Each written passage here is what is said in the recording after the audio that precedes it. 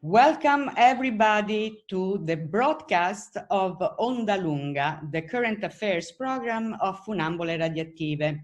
Today we will talk about public spaces made of squares, streets, entire cities that have seen a resurgence of popular protest in recent years. From Hong Kong to Brazil, from Thailand to Chile, from Lebanon to Belarus, from the United States to Nigeria, demonstrators have demanded change, above all change, and naturally, according to different contexts, voiced a whole host of grievances. They included rigged elections, repressive governments, rulers whose longevity has in power, is no longer welcome because it has overstayed its welcome. Corruption, racism and discrimination, intolerable life conditions that have been exacerbated by the current pandemic. And in Nigeria, the word SARS, that in most parts of the world is identified with the pandemic, represent an additional sinister acronym. It stands for Special Anti-Robbery Squad. That is a branch of the police which has been over time responsible for horrendous human rights abuses. They include kidnappings, extortion, harassment, and killings. The SARS is also responsible for the brutal repression of demonstrations in Lagos and elsewhere that have taken place recently, and that such repression has targeted mainly young people and produced scores of victims, including 12 people that, according to Amnesty International, were killed in Lekki, just outside of Lagos, on the 20th of October. The young in Nigeria, as elsewhere, had taken to the streets to protest police brutality, corruption, and the incompetence of the ruling elite, as well as widespread poverty, which is particularly stunning and hurting because Nigeria is, yes, the most populated country in Africa, but it is also one of the potentially richest. To better understand the situation in Nigeria and the possible outcome of the protest, we are called on the expertise of our Evon Benson Idahosa.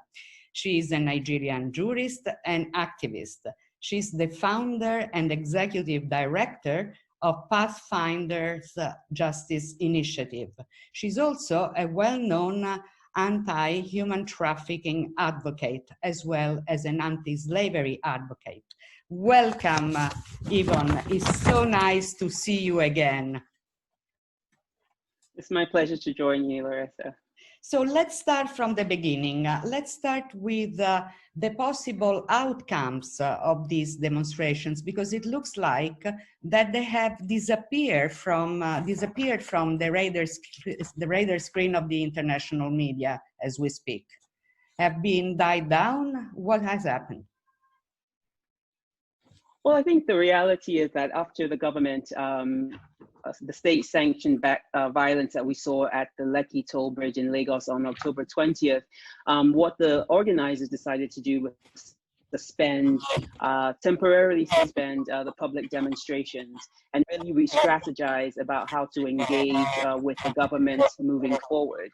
And so I think to a certain extent, the demonstrations, because it became clear that the government was not going to be engaging in a way that was anticipated, the strategy then became to see what can we do on the other end, and then once we've reorganized and re-strategized, and if necessary, we go back to the streets. And what are then the potential outcomes? Have there been any? Yeah, I mean, I think that, you know, the organizers were actually seeking 5 points. There was a 5-point demand that was made to the Nigerian government. The first one was to completely end and disband the SARS unit, right? As a result of many requests over several years. So since 2017, the government has claimed that it's been disbanded, it's been disorganized, but unfortunately, the reality was that it was still functional. So that was the initial demand. The government almost immediately responded to that demand by disbanding SARS. But what they did was then substitute a SWAT unit, a Special Weapons and Tactics unit, that was essentially made up of the same people that were involved in SARS. And so the protests continued with 4 other demands. The second was ultimately to reform the entire policing system within Nigeria. They were asking for psychological assessments of police officers, for evaluations, for training, better training for them in the way that they engage with civilians. They were also asking for the release of all arrested protesters, as well as justice for the victims of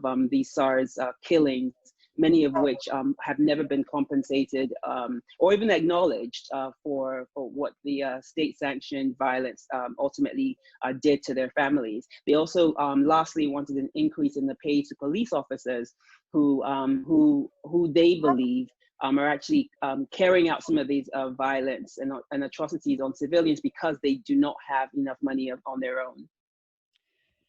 And even as elsewhere in the world, we have seen the young being at the forefront of this protest, and with them, women were leaders of the protests. Can the same be said for Nigeria, where women also very active in this movement?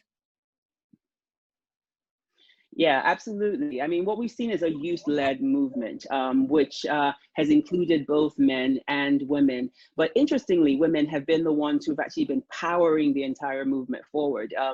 The Feminist Coalition is a group of young women who are taking their finances, who are taking their voices, who are taking their influence to the public sphere to say, how can we support these protests? How can we finance these protests to ensure that protesters were not, you know, starving on the streets, that protesters were not necessarily even retaliating to some of the force that the government was using, by ensuring that protesters had everything that they need. And so behind the scenes, we've seen women powering the movement, but also in front leading as well. And I think that's something that's really, really exciting, particularly for a patriarchal country like Nigeria, where men tend to be the ones to lead in almost every sphere.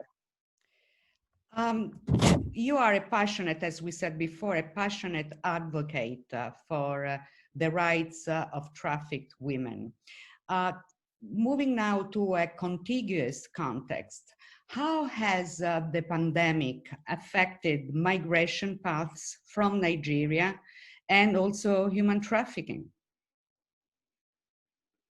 Well, you know, I think one of the things that we realized was that prior to the pandemic, Nigeria was not even one of the was not in the list of top 10 countries of arrivals into Europe, and that was a result of, you know, lots of work by the Italian government, by the European Union, to stem the flow of migration from Nigeria.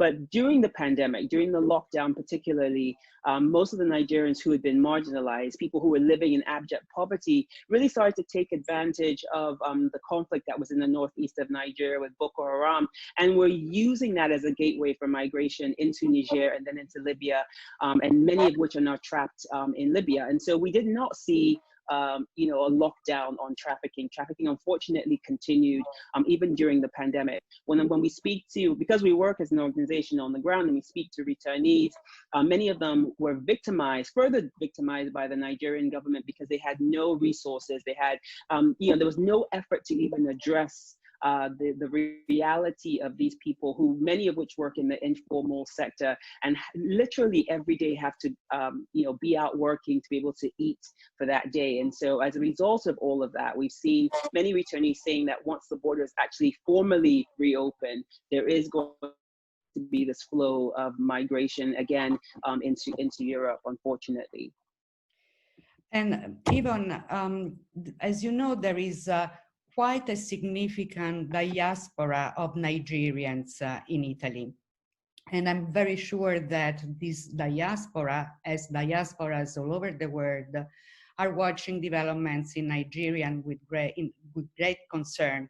What is the message that you can send to people in the diaspora to support the goals of the movement? Well, I think what we've seen as part of Nigeria's response is a real effort to silence dissent, right? So there's been, efforts to silence the media. There've been freezing of various accounts of organizers of the protests. We've seen anti-SARS protesters sponsored by the government as well. And so there's really been an abuse, I think, to a certain extent of basic human rights within Nigeria. Something that is not quite as prevalent, we would say, in Italy or in Europe. People have the right to be able to gather, to protest. And so I think one of the things that the organizers are asking for the diaspora to do is really, really amplify their message, really continue to protest on the streets as we've seen in many other countries, in Germany, in Toronto. We saw protests in London. So really use that opportunity to amplify what's happening in the country, but also secondly, be in touch and maintain contact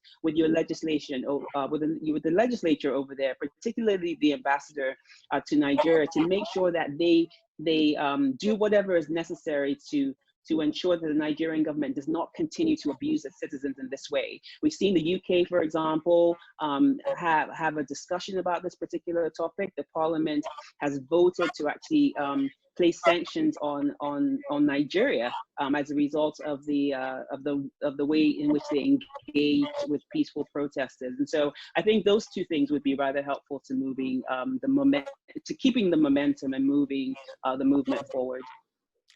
And we at Radioattive will make sure to help spread that message. Thank you very much, Evon, for your wisdom and insights. Good luck to you. Bye-bye. Thank you so much. Thank you. Thank you. Bye.